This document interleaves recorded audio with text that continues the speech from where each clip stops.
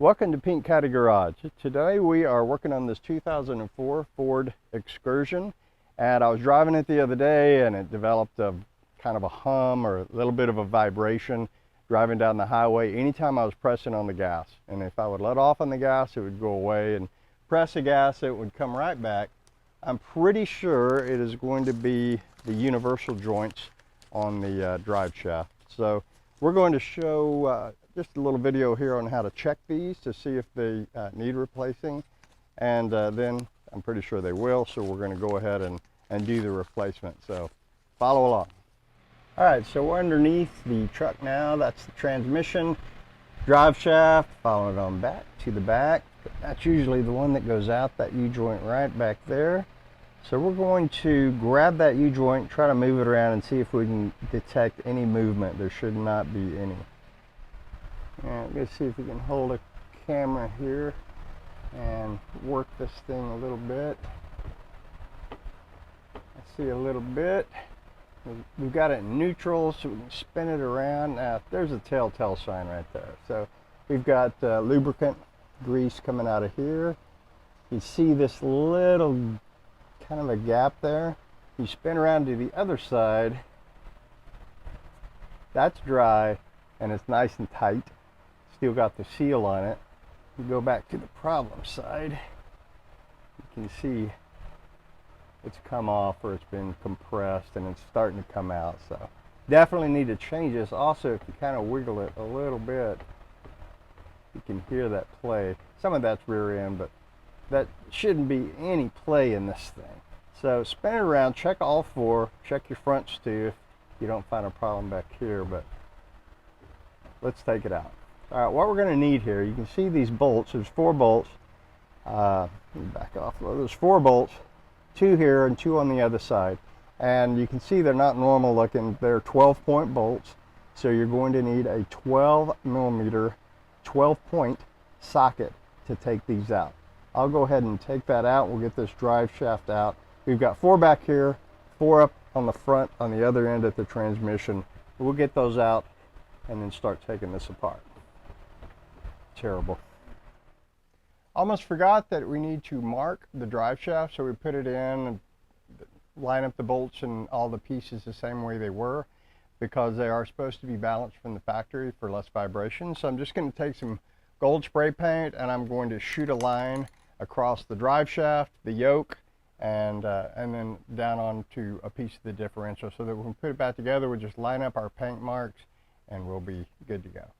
All right, we've got it out on the bench now. This is the front, the transmission end, and so there's our gold line. I just put a piece of tape on there so we can line all this up.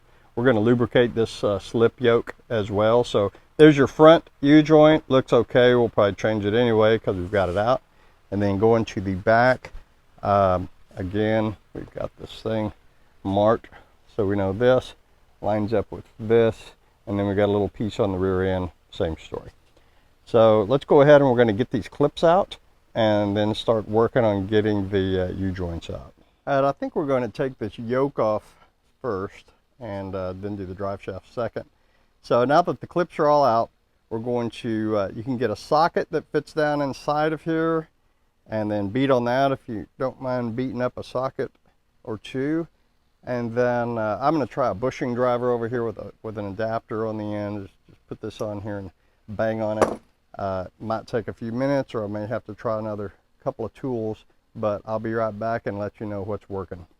Okay, the answer, at least in my case, was a 19mm socket. You just want a socket that's going to go inside here and drive that out as you hit it with a hammer. And as we can see here, it is coming through. Hopefully we can grab that in a minute with some vice grips and work that on out, and then we'll work on the other side.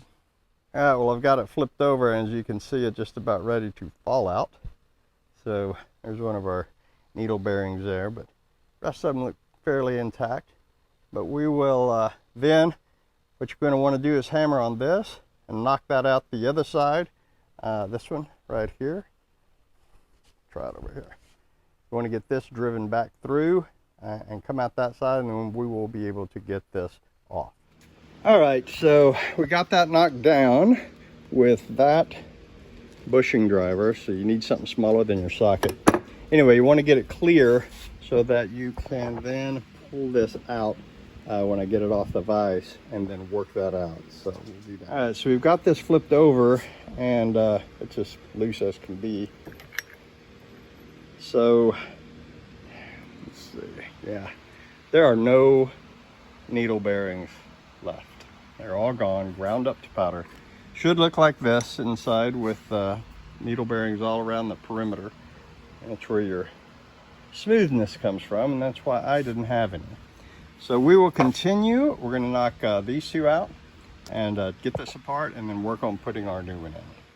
All right, we've got all 4 of these out of here, and as you can see, we do have the needle bearings we need, and 3 out of 4.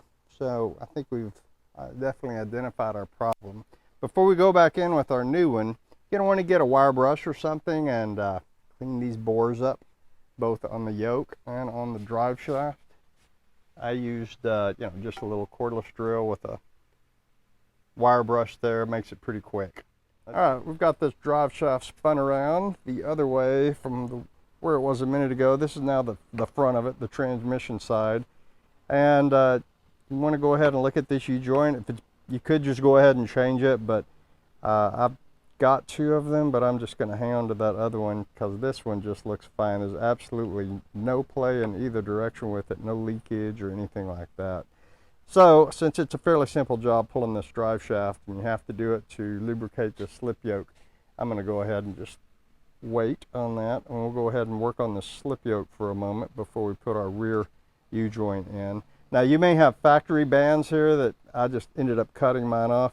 And then when you go back on, you can get some new factory bands up at the dealership, or you can get some hose clamps or some nylon ties, anything to keep this thing on, because it does expand and contract a little bit. So that's why we've got these bellows here. So I'm going to go ahead and get these clamps off, and let's take a look at lubricating that slip yoke. All right, we've got both of these clamps loose, so hopefully we've got enough to pull this apart now.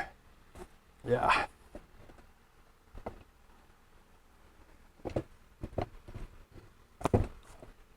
Nope, maybe not.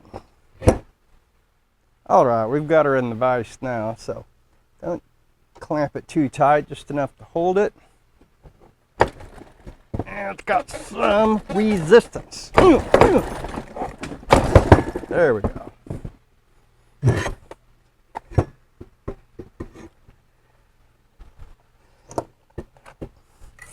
Man, that guy is tight.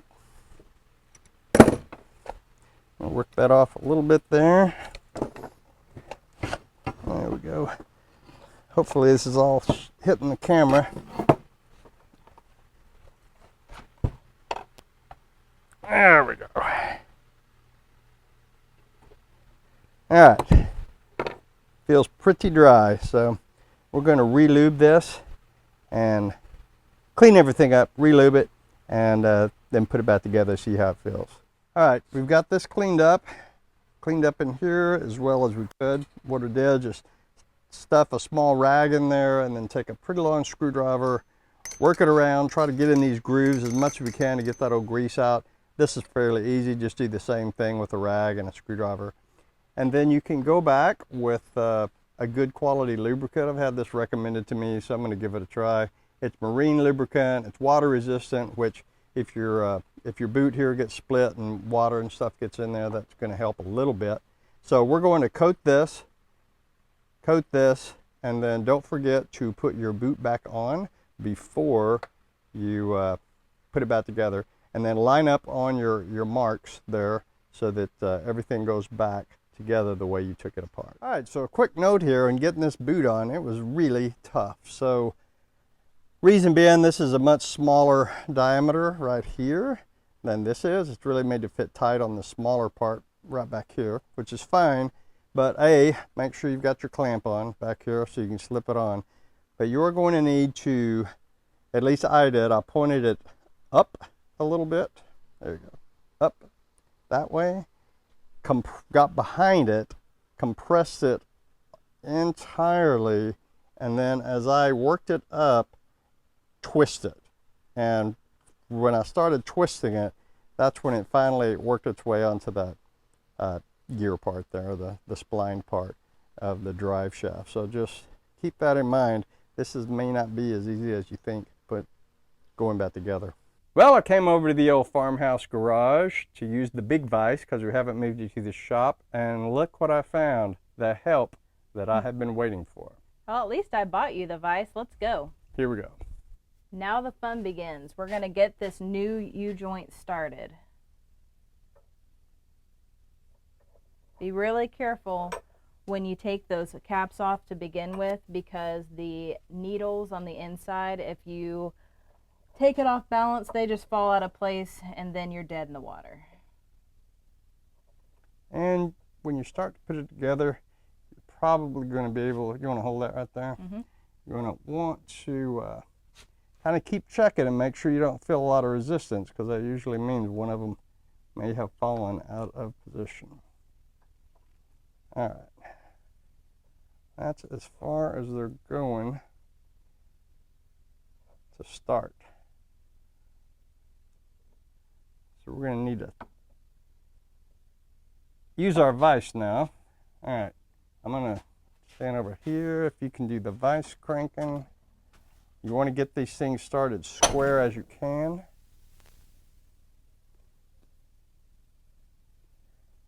A little more. Keep checking these caps, make sure they're in a nice position. One more, okay. Bring it in. Hold it up as square as you can to the vise. And then, now you're going to need to give it some muscle.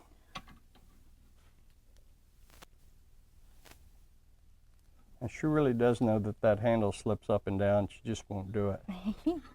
Keep going. It feels good. This is where it helps having two people, because you're going to want to keep checking this and make sure none of those little needle joints got out of the way. It's about as far as my muscles can go. All right, trade places. Maybe I'll use a cheater bar. Nah. How's that? So you want to just keep checking like that. Okay, okay. We swapped this thing up now because the vise was hitting these little arms. Turns out it wasn't just my muscle that was needed, but a little switcheroo. And it's going. Let me, again, keep checking. Feels great. No resistance at all, which is what you want. Now you want to keep going until you get these things just about flush. So right here, when you start getting there, the vise is not going to be able to do much. So we're going to switch back to our hammer and socket method, but once we get back over to the shop.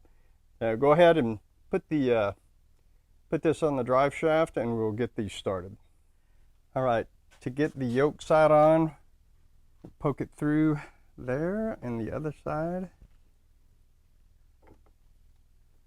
There you go. Pull it out. Once again, exercise care. Get it started and shove it through on side number one. Side number two is not going to go so far. Hold it. Now kind of split the difference, so you may be in a little bit on both, and we'll put that in the vise and squeeze. Well, that was literally a beating, but it is in now. So word to the wise, if these needle bearing caps as they're going in are not perfectly square and they're cocked a little bit, they're at some point going to stop, and no amount of beating is going to fix it. So if you run into too much resistance, you're going to have to get to the other side, pop them back out like you're changing the U-joints, and just start over. It should, especially brand new ones, should go in fairly easily.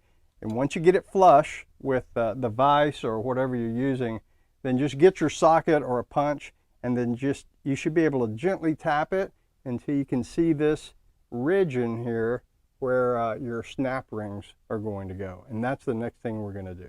And another problem, just as a side note, is if you have this thing on your vise or whatever you're going to use angled up like this and you try to beat it in, that won't work. It has to be like this or they won't go in. Yeah, pretty much. It needs to be well supported down here on the opposite side of whatever you're beating on. If you keep that in mind, it should work fine.